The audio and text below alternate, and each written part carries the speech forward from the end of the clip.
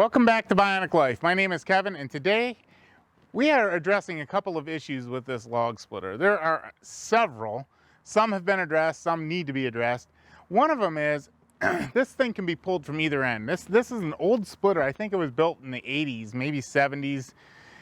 The guy built it out of a Montgomery Ward cylinder, and he built it at a plant where he worked. But it had some innovative designs. I mean, it's a push-through splitter, and it can be towed from either end.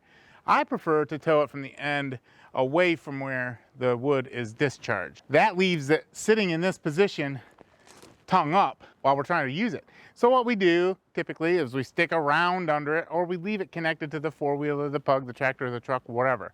I want to eliminate that. My plan is to take a piece of steel, drill some holes, weld it to the frame just behind the wedge, and put a kickstand in it.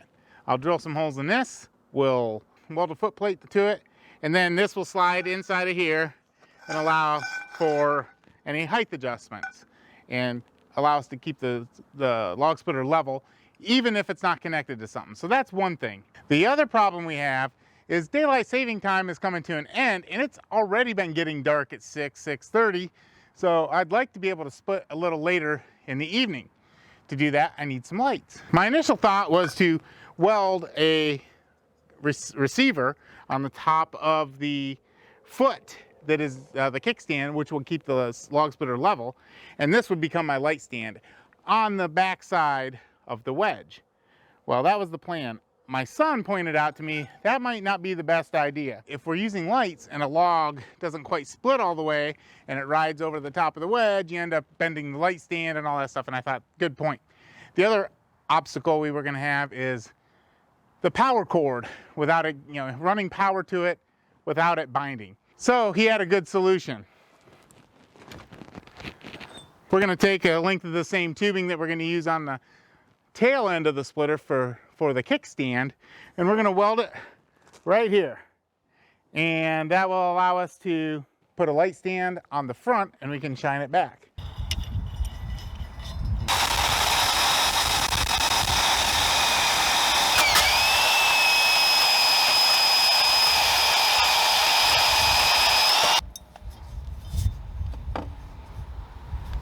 A little crooked.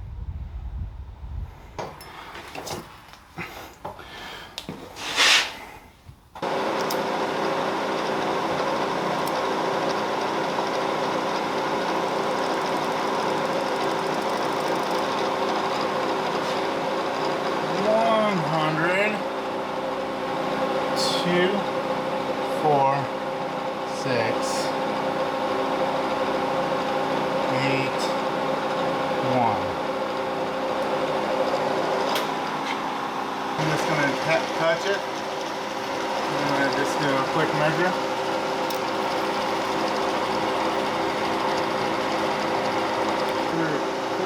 Dip the ball.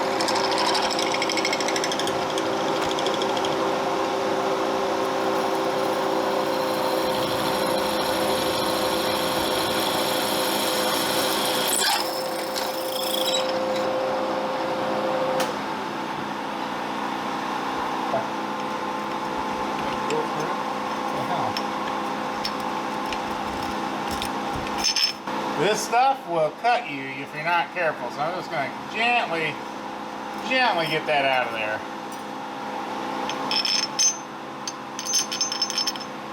Half-inch clearance hole.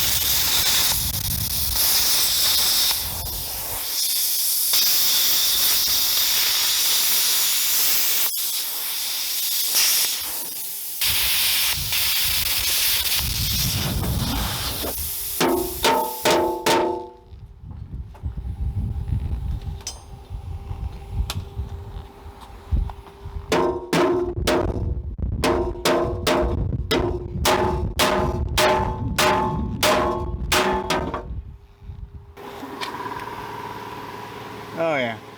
Gotta cut that angle iron out of the way. Need to make another cut.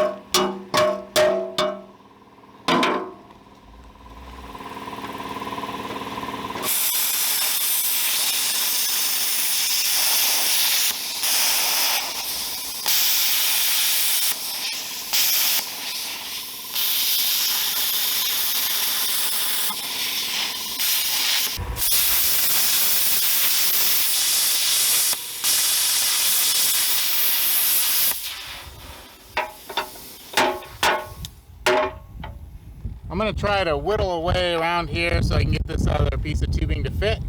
Then we're going to weld this sucker in.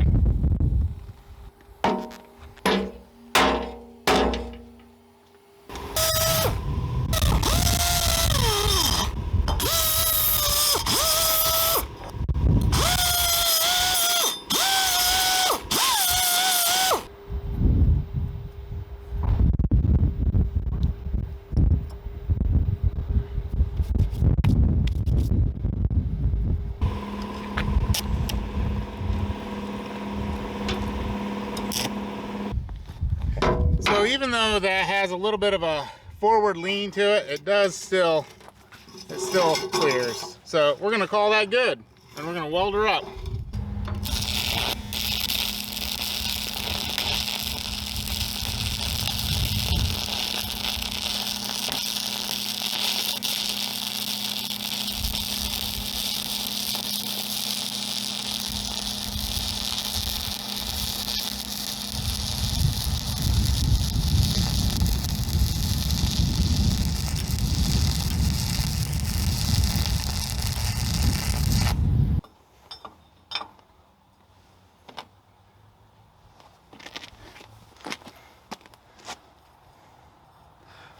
This is kind of my welding rod of choice for stuff like this. I don't know if it's the right one. I'm not a professional welder, but this seems to work for me.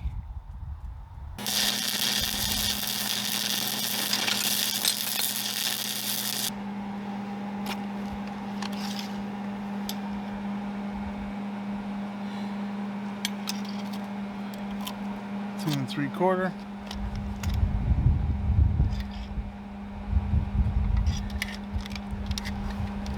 2 3/4. Close enough.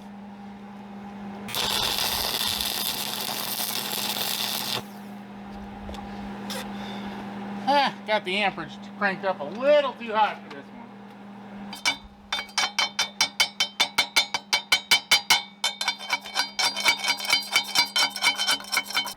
So I don't think I explained thoroughly what I was going to do. I have about a 10-foot, 12-foot stick of this, maybe 10 feet. I'm going to cut part of it off and make a T sort of similar to this guy, and it's going to actually mount in a receiver on the back of the wedge, just like this. And it'll be pinned in. The lights will be up at, say, 10, 12 feet and shining down. We'll have a battery on here. I'm going to use those Harbor Freight lights. These guys right here, they're 8-inch. They're a flood and a spotlight. So they'll be mounted up on a bracket shining down towards the back of the splitter. We'll get working on that now. So this is going to be kind of a design build as we go.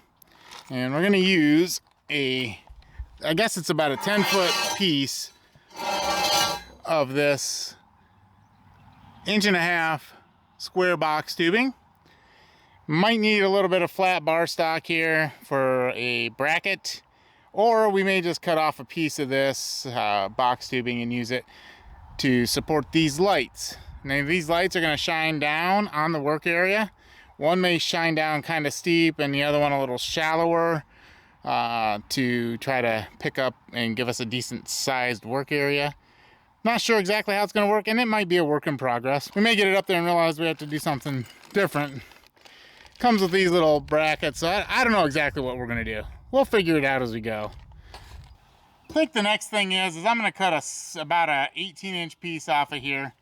These lights, let's measure these lights. I might change my mind on that.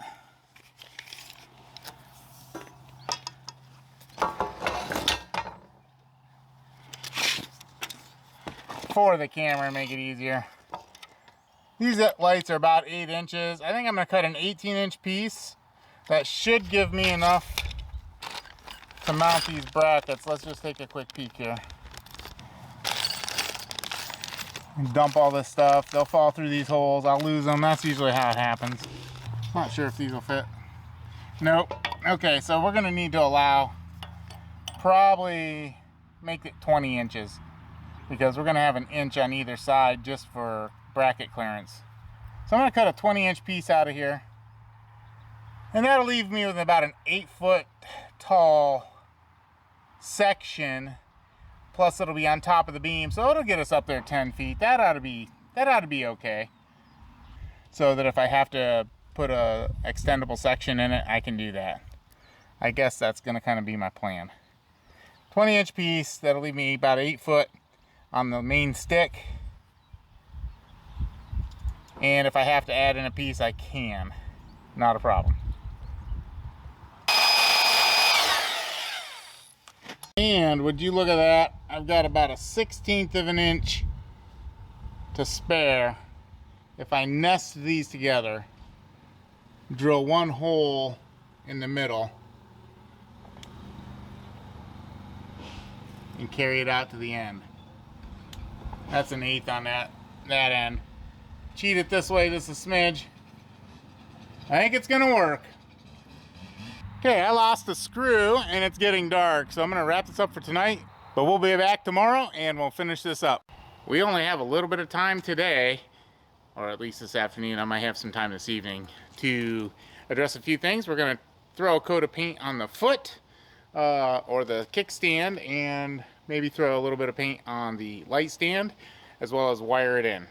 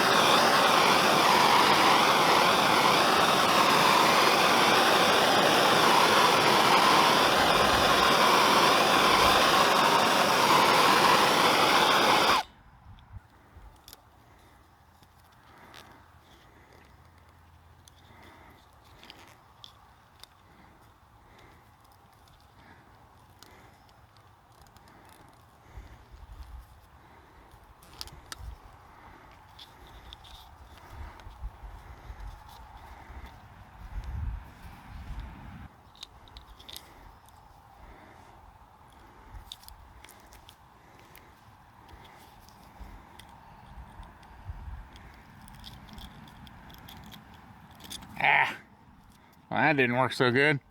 We got the spring for the alligator clip right in the way to try to push that out of the way.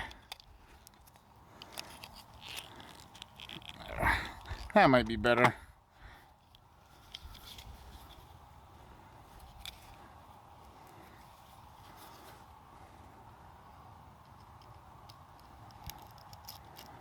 Okay. Pinch that over.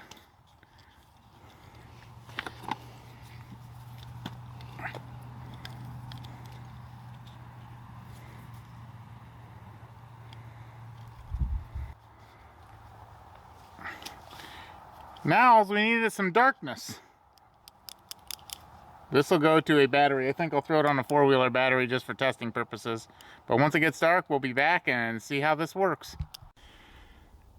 There's a full moon tonight, and supposedly there is going to be a lunar eclipse. But that won't bother us because we have lighting on our log splitter now. For now, I have a zip tie holding this up, but I'm going to put some clips that hold the cord in place. I have our extra cord here. And for right now, I have it kind of wired into my four-wheeler the way I wire it when I do our sprayer. But I wouldn't use this long term because that's a pretty good draw on that little tiny battery. We're going to split some logs.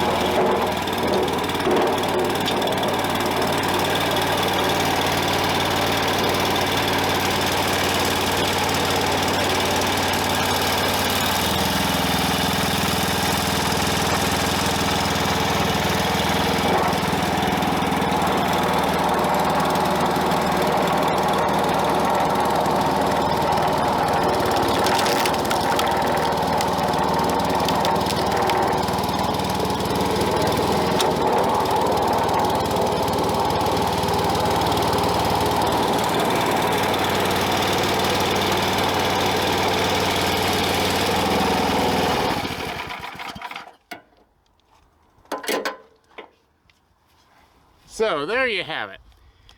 It's probably not the best hue of lighting or color of lighting, but it's very adequate to be able to see, and it allows us to split when it's dark out. And with daylight saving time ending, it's definitely getting dark earlier, and this will help us be productive a few more hours into the evening. If you like this video, please subscribe, share with your friends. Thanks for watching.